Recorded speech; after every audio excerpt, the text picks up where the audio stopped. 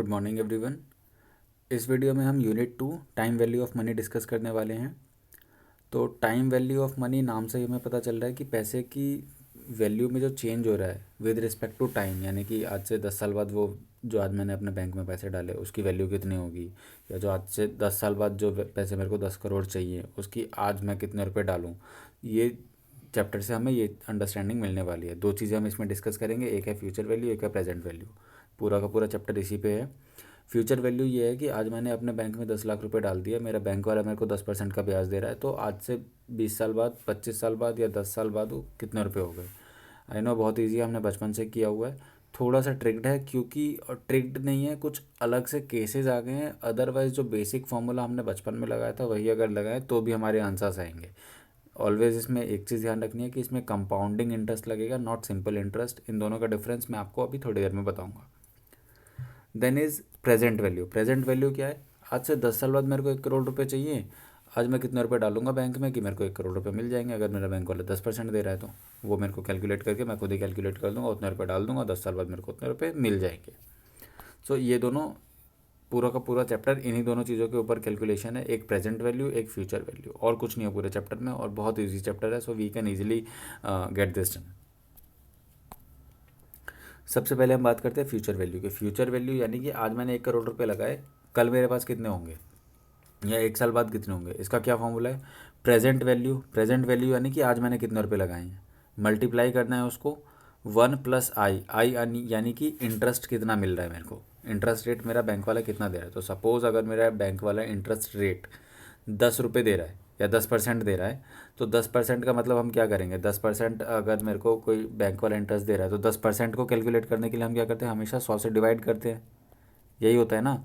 तो जब ये डिवाइड हो जाएगा तो क्या आंसर आएगा हमारे पास, 0.1। ठीक है, तो ये 0.1 यानी कि 1 + 0.1। और इसके बाद क्या होगा कि मल्टीप्लाई, ये इसकी पावर कितनी है, 1 + i की पावर n। एन यानी कि नंबर ऑफ़ ईयर्स, जितने साल के लिए भी मैंने पैसा लगाया उतने साल के लिए ये उतना कंपाउंड होगा या उतना पावर हो जाएगा इसका। तो सपोज़ अगर 10 साल के लिए लगाया तो 10 एन की पावर, एन की वैल्यू हो जाएगी 10। एक एग्जांपल हम देख लेते हैं। एक ही एग्जांपल है कि अगर मैंने 1 साल के लिए पैसा लगाया तो, और इसका एक सिंपल सा ये भी है कि सपोज़ मैंने 2 लाख रुपए लगाए।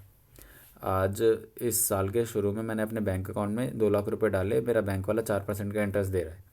तो मेरे बैंक में कितने रुपए होंगे आज ये साल ख़त्म होने पे? 2 लाख रुपए, और जो उसके ऊपर ब्याज मिलेगा वो है ना। बैंक स्टेटमेंट कैसी सी दिखेगी ये, 2 लाख रुपए ओपनिंग मैंने बैलेंस डाल दिया, 8,000 रुपये का मेरे को इंटरेस्ट मिल गया, 2,08,000 क्लोजिंग बैलेंस। ये 8,000 कैसे कैलकुलेट हुआ? हालांकि 1 साल में तो सिंपल इंटरेस्ट हो या कंपाउंडिंग असर नहीं पड़ता, बट 1 साल से ज़्यादा होता है तो इसका असर दिखने लगता है। जैसे कि पहले साल में तो सिंपल हो या कंपाउंडिंग 8,000 का इंटरेस्ट आएगा, बट दूसरे साल में कंपाउंडिंग में बढ़ जाएगा, तीसरे में और बढ़ जाएगा, चौथे में और बढ़ जाएगा। तो ऑलवेज हमें जो कैलकुलेट करना है वो कंपाउंडिंग के बेसिस पे करना है, क्योंकि हम फाइनेंशियल मैनेजमेंट में या कहीं भी प्रोफेशनली जब हम चीज़ें कैलकुलेट करते हैं तो हमेशा हमारा अजम्पशन है कि हम जो क्यूमुलेटिव अमाउंट है उस पर दोबारा से हम इंटरेस्ट देंगे। इन दोनों का मैं एक बार आपको डिफरेंस बता देता हूँ। खैर ये फॉर्मूला आपके लिए बहुत इंपॉर्टेंट है। ये फ्यूचर वैल्यू ही नहीं, सिमिलर फॉर्मूला है प्रेजेंट वैल्यू के लिए, मैं आपको बताऊँगा कैसे सिमिलर है। राइट, अब मैं आपको इसका दिखाता हूँ कि सिंपल इंटरेस्ट और कंपाउंडेड इंटरेस्ट में क्या डिफरेंस होता है। इंटरेस्ट कैलकुलेशन दो तरीके से होती है। बचपन में जो हमें सिखाई गई थी वो ये वाली थी, सिंपल इंटरेस्ट। हम क्या करते थे कि जितना प्रिंसिपल होता था उस पर कैलकुलेट कर लेते थे कि भाई 2,000 रुपये लगाए थे, 4% का ब्याज बन रहा है, तो हर साल के 8,000 रुपये हो गए तेरे। ये होता था सिंपल इंटरेस्ट, ये थी आम जिंदगी। अब हमें जीनी है मेंटोस ज़िंदगी। मेंटोस ज़िंदगी बोले तो कंपाउंडेड इंटरेस्ट। अब कंपाउंडेड इंटरेस्ट में क्या होता है कि ये हम फाइनेंशियल या प्रोफेशनल वर्ड में यूज़ करने वाले हैं, और इसमें हम इंटरेस्ट जो कैलकुलेट करते हैं वो दोनों चीज़ पे होता है, प्रिंसिपल पे भी और इंटरेस्ट पे भी। तो मान लो कि मैंने पिछले साल का 2 लाख रुपए लगाया था, 4,000 रुपये और 4% के हिसाब से 8,000 रुपये मैंने इंटरेस्ट ले लिया। तो अब जो मैं नया इंटरेस्ट कैलकुलेट करूँगा वो 2,08,000 का 4% लूँगा, ना कि 2 लाख का। अब मैं आपको यहाँ पे दिखाता हूँ, ये एक टेबल बहुत बढ़िया दिया हुआ है बुक में। 1,000 रुपये मान लो मैंने शुरू में लगाए, सिंपल इंटरेस्ट के हिसाब से तो मैं हर साल 100-100 रुपये का मेरा ब्याज बनेगा, और साल के अंत में 1,500 रुपये बन जाएंगे। ठीक है, लेकिन 1,000 रुपये पे अगर मैं बात करूँ कि कंपाउंड इंटरेस्ट अगर मेरे को कैलकुलेट करना है, तो पहले साल तो जिस दिन डे 1 पे हमें कुछ नहीं मिलेगा, डे 2 पे हमें कितना मिलेगा, 10 रुपये, या ईयर 2 पे सपोज़ कि 10 रुपये। सॉरी, ये ईयर 2 के एंड पे कितना हो जाएगा, 1100 रुपये। अब ईयर 2 का हमारा कितना ब्याज बनेगा, पहले साल का 100 रुपये, दूसरे साल का इस पे 10% कितना हो जाएगा, 110, तीसरे साल में 1210 रुपये का हमारा ओपनिंग बैलेंस है, इसका 10% 121, 1331 पे ये, 1464 पे ये। तो अगर आप देखोगे तो टोटल इंटरेस्ट सिंपल इंटरेस्ट के हिसाब से 500 रुपये ही बना, लेकिन कंपाउंडेड के हिसाब से 610 रुपये बन गया, है ना। दोनों में डिफरेंस दिख रहा है 110 रुपये का, और ये 110 रुपये तो तब हो रहे हैं जब हमने 1000 रुपये लगाए। कंपनियां तो ज़्यादा पैसा लगाती हैं, तो इसलिए इन दोनों में जो ये इवन छोटा सा डिफरेंस भी दिख रहा है वो बहुत बड़ा हो जाता है जब हम बड़ा अमाउंट इन्वेस्ट कर रहे होते हैं। और इसलिए, और इन रियल लाइफ भी बैंक्स में या एफडी पे हर जगह कंपाउंडिंग होती है। ऐसा नहीं है कि हम सिंपल इंटरेस्ट ही कैलकुलेट करके हमें मिल रहा होता है, हर जगह कंपाउंडिंग हो रही होती है। तो रियल लाइफ से मैच करने के लिए हम ये वाला मेथड यूज़ करते हैं, कंपाउंडिंग इंटरेस्ट, जो मैंने अभी आपको फॉर्मूला बताया था, ये वाला फॉर्मूला, ये फॉर्मूला भी कंपाउंडिंग वाले के हिसाब से ही बना है। नाउ आपको इसमें से कंपाउंडिंग का मतलब समझ में आ गया। कंपाउंडिंग वो होता है जो हम इंटरेस्ट और प्रिंसिपल दोनों के ऊपर ब्याज लेने लगते हैं तो कंपाउंडिंग होता है, अदरवाइज सिंपल। ये सारा आपका कवर हो गया, ये आपका एक एग्जांपल आपने देख लिया। फ्यूचर वैल्यू आपको पता चल गई, चाहे मल्टीपल कैश फ्लो हो चाहे एक कैश फ्लो हो, कोई मतलब नहीं है, सब में एक ही फॉर्मूला लगेगा।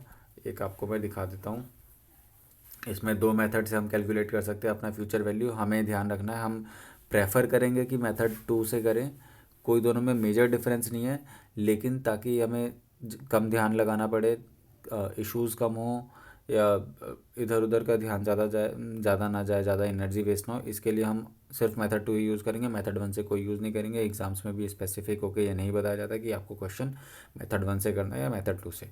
अब मेथड 1 में आपको बोल रहा हूँ कि सॉरी, मेथड 2 आपको बोल रहा हूँ कि मेथड 2 के हम हिसाब से करेंगे, या इवन सॉरी मेथड 1 के हिसाब से मैं आपको दिखा देता हूँ, इसके हिसाब से मैंने एक वर्किंग करी है।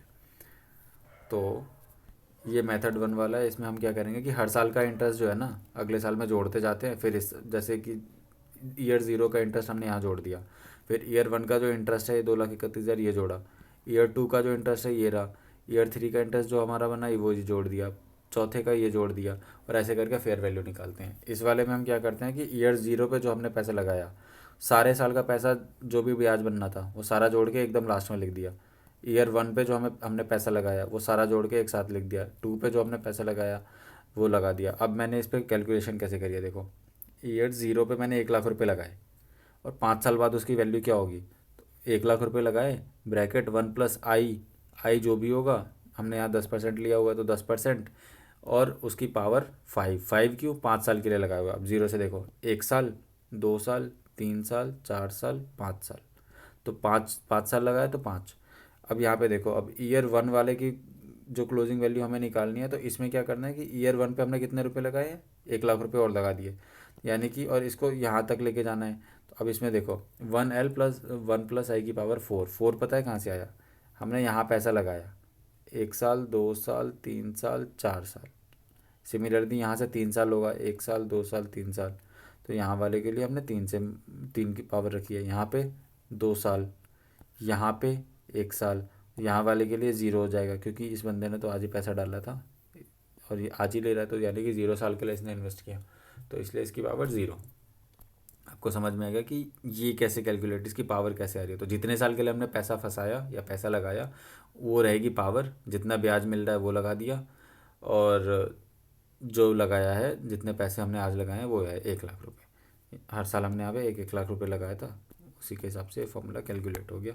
जो इन सब का टोटल कर देंगे तो ये सारे जो हमने कैश आउटफ्लो किए हैं, ये सारे जो हमने पैसे लगाए हैं, इन सब का फ्यूचर वैल्यू हमें यहाँ पता चल जाएगा। ठीक है, इस पे 1-2 क्वेश्चंस मैं आपको करवाऊँगा।